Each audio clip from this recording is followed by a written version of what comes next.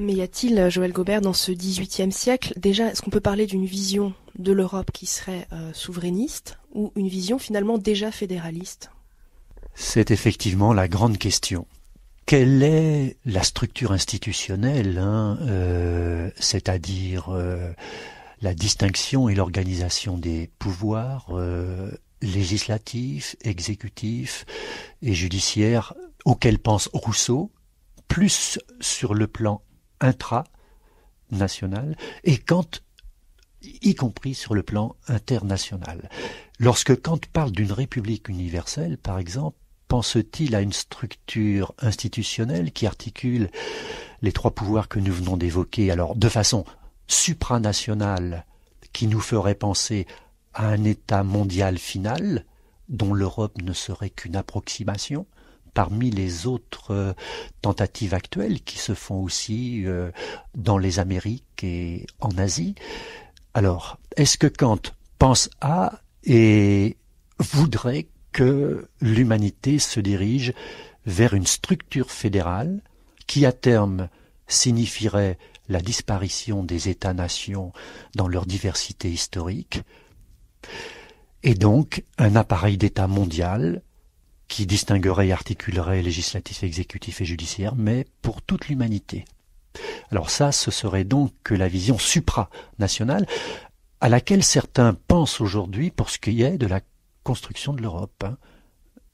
L'Europe comme fédération qui, par le biais de transfert de souveraineté des États-nations, la France, l'Angleterre, l'Italie, eh bien, finalement, ou au final, comme on dit aujourd'hui, transférerait toute la souveraineté des États-nations divers à une structure fédérale qui ferait que les États-nations disparaîtraient dans leur diversité.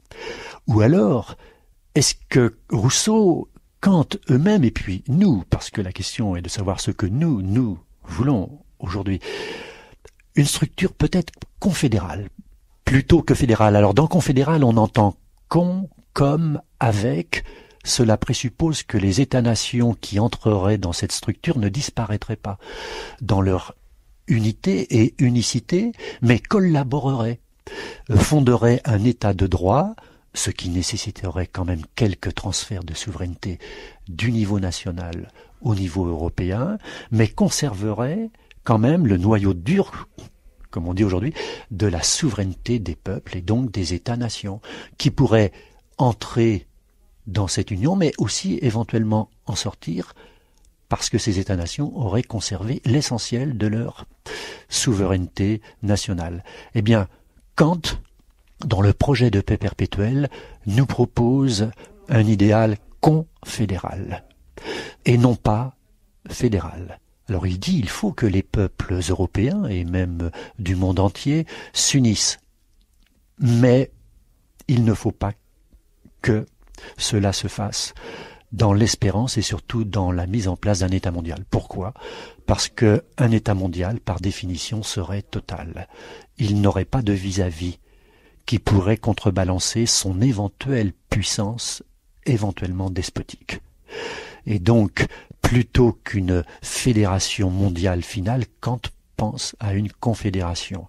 Ce qui correspond assez bien, je dirais, au niveau actuel de construction de l'Europe.